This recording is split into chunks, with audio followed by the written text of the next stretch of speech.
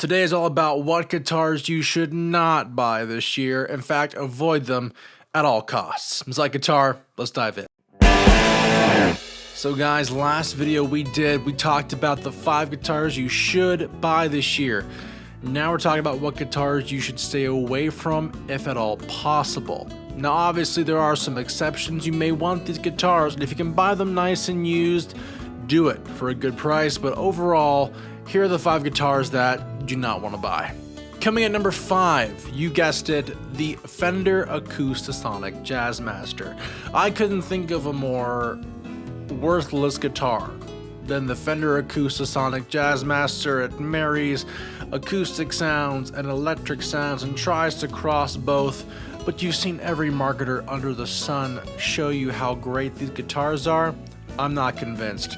I've seen people post theirs on Reverb or on Facebook Marketplace in my town back 6 or 7 months ago. They're still up. People aren't buying these things because they aren't any good. Number 4, the Gibson Generation Collection. Now, very rarely do I include an entire collection of guitars in this, but the Gibson Generation Collection is an interesting one. It was meant to be a budget approach to some modern Gibson acoustic flagships, albeit American-made. These guitars sport tone woods that are drastically different than the acoustic counterparts. The woods are thinner, and they even have a sound hole like in the shoulder of the guitars. I'm not a fan, you shouldn't be either, don't buy one of those. Number 3, the John Mayer PRS Silver Sky.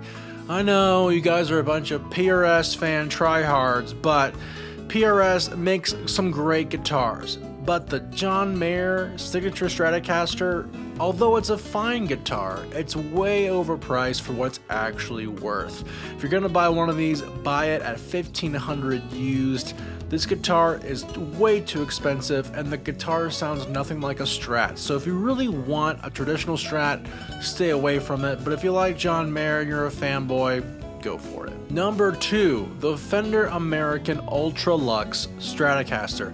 Fender released this line this year actually, and the Fender American Ultra Luxe Stratocaster is meant to be like top of the line Fender Strat before you get into custom shops, sporting some really good colors and stainless steel frets, but the price, this is an expensive guitar and not worth the time. If I were to go for a more traditional American Fender, I think the Fender American Ultras are phenomenal, especially the Telecaster in Texas T, my personal favorite, or the American 2 Professional. All great guitars, don't buy this one, save your money. Finally, at number 1, yes, you guessed it, the PRS SE Hollow Body 2 Piezo. Now, I made a very notorious video on my channel pretty much bashing this guitar left and right. Some of the critiques were fair, some were not so fair, I get that, but I'm not a fan of this guitar. This guitar was meant to be a Fender Acoustasonic, essentially. It's meant to have those piezo acoustic-like sounds as well as a modern electric sound. And yes, there's gonna be like 3 people that use them in the world, but we don't make guitars for people with 6 fingers. We make them with 5.